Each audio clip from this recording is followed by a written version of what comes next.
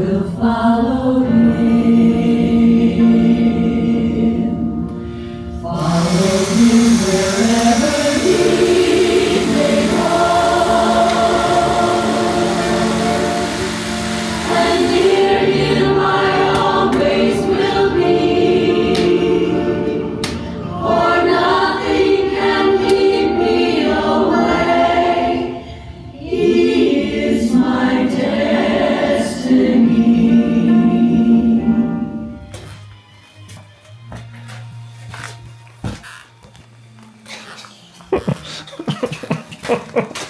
Takže situace je taková, že se udělaly vomítky a v rozích baráků se začaly tvořit mokré mapy, protože prostě vzdušná vlhkost, srážela se tam voda. Akorát prostě už to trvá rok a ty rohy jsou tady dole pořád dost mokrý. Takže jsem udělal zoufalý čin, objednal jsem injektáž od Trumfu.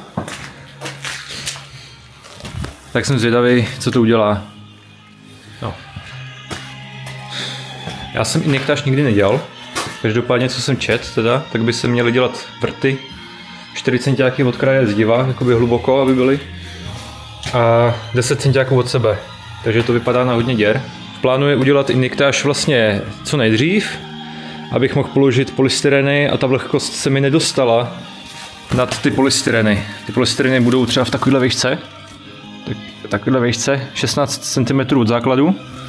Takže aby prostě mě ta vlhkost nešla potom třeba do betonu, co bude dlažba a podlohy topení.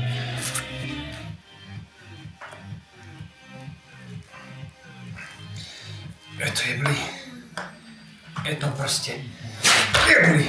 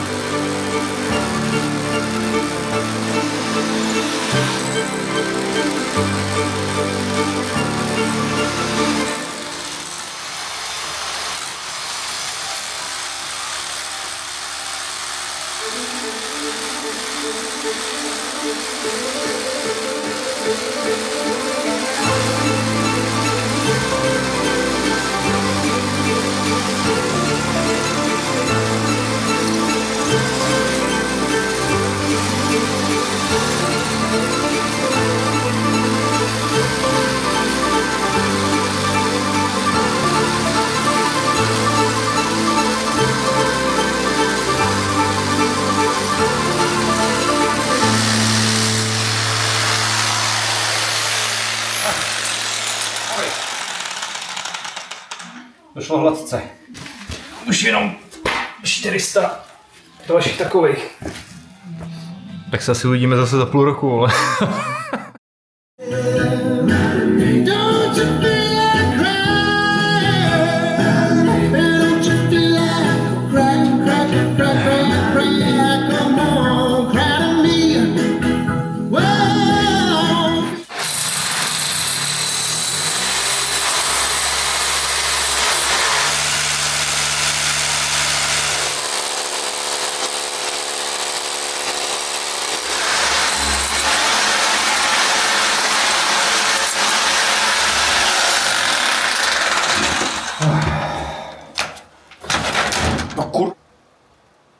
No. Jako, kdybych to stihnul aspoň ještě, než začne sněžit, ty vole.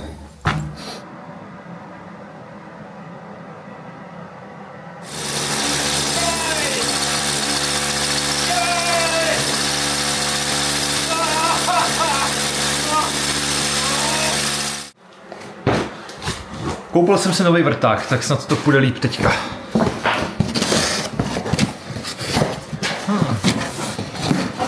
Uvidíme.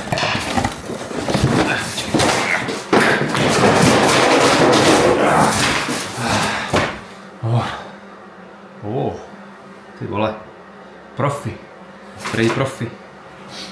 Stál 600.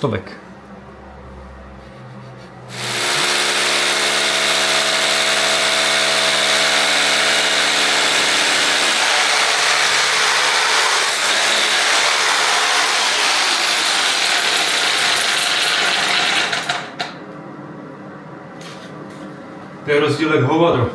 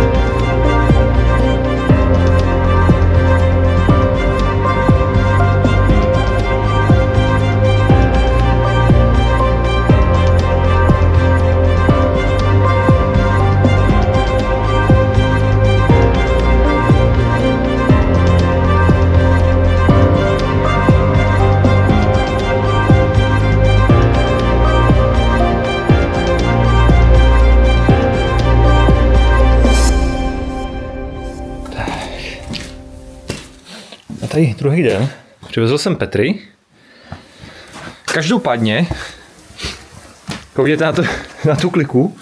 Včera jsem řezal dříví a dneska to vypadá venku takhle. To je dobrý.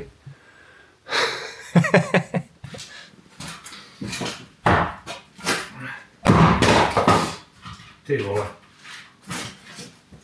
Spory jak v Last of Us. To change your life, let me tell you how.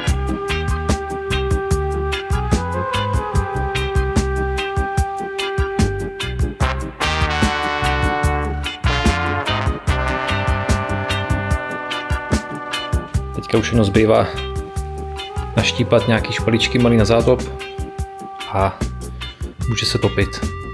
Jo, a ještě zapojit Petrej.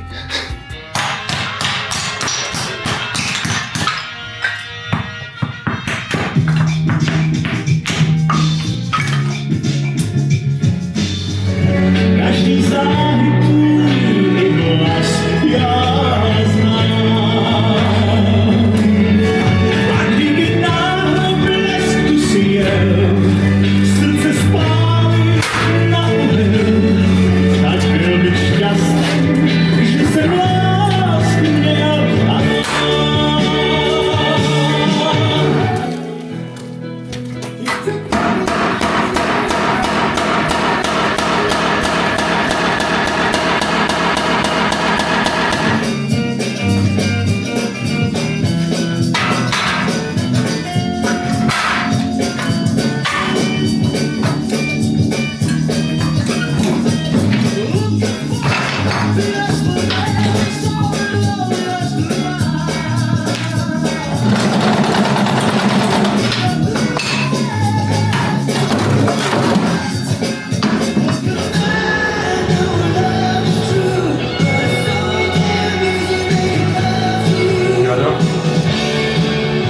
No, hezky.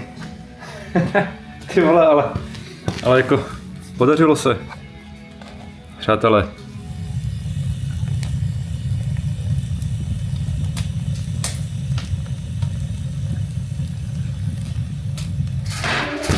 Tady už musí být nejméně, ty vole. Tak 22 stupňů. Kolik to je? Kolik to je? A?